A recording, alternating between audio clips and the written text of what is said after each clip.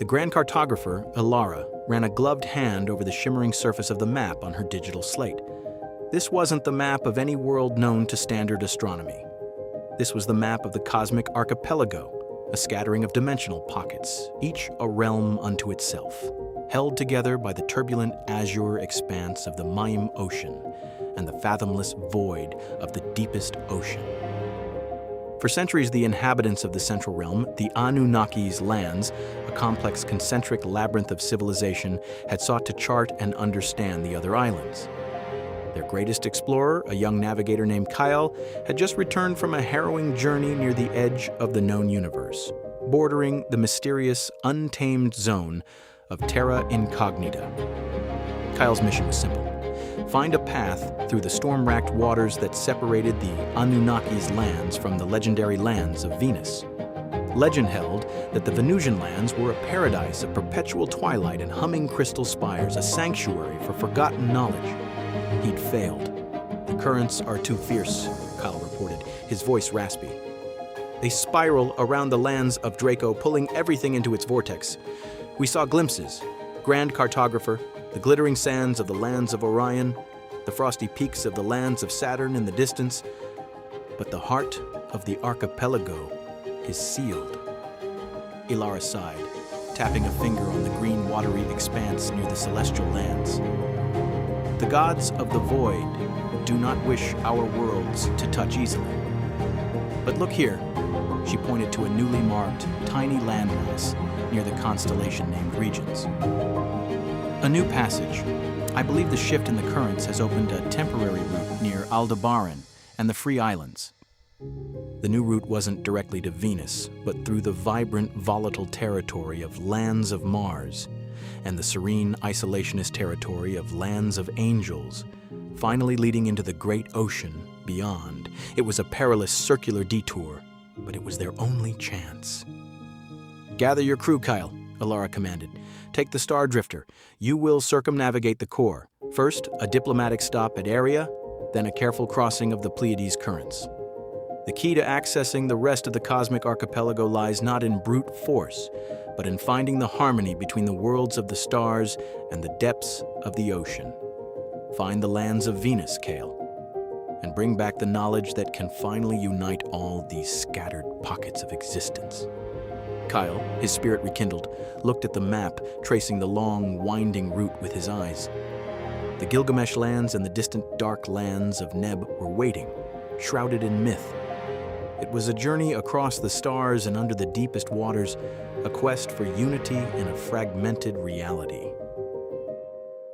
The Star Drifter was not so much a ship as a modified terrestrial vehicle, fitted with arcane chronometers and dimensional stabilizers.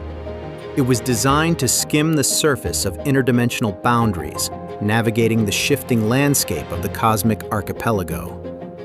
Kale, standing at the helm, watched the shores of Anunnaki's lands shrink behind them, the concentric rings of its cities blurring into a perfect, ancient mandala. Their first leg was short but critical, a detour to the shimmering, airy region of Area.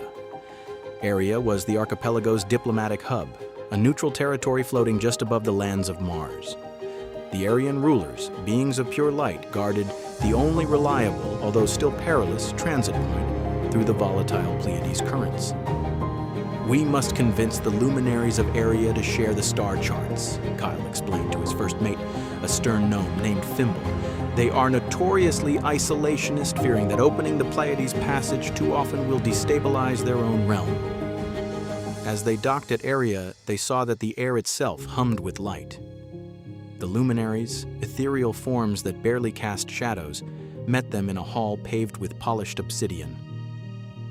"The lands of Venus have remained hidden for the greater good, Navigator Kale," one of the luminaries stated, her voice sounding like the chime of distant bells. "Their knowledge is sealed from those who would misuse the power of the oceans and the stars. Why do you seek it now?" "The cosmic archipelago is fragmenting," Kale insisted. "The storms around the lands of Draco are growing more violent, swallowing the shores of the lands of Saturn. If we do not understand the underlying forces that bind us, the knowledge preserved in Venus, this entire map, this entire reality will collapse into the deepest ocean. The luminaries conferred, their forms flickering.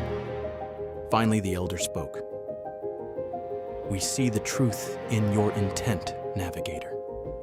But we will not give you the charts. You must earn them by proving your mastery over the sea itself.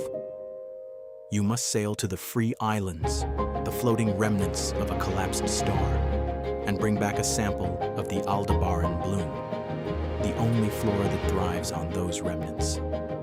Only then will we open the Pleiades route for you. This was unexpected.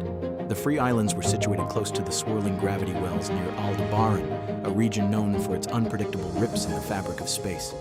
The islands were a maze, and the Aldebaran bloom only flowered when the gravitational tide was at its peak, the most dangerous time to be there. Accepted, Kale said, bowing deeply. He knew this was a test of trust, not skill. We will return with the bloom. The Star Drifter veered away from Area, now pointed toward the deadly magnetic heart of the map, past the lands of angels, and into the volatile region of the free islands. The true journey, the proving of their worth, had just begun.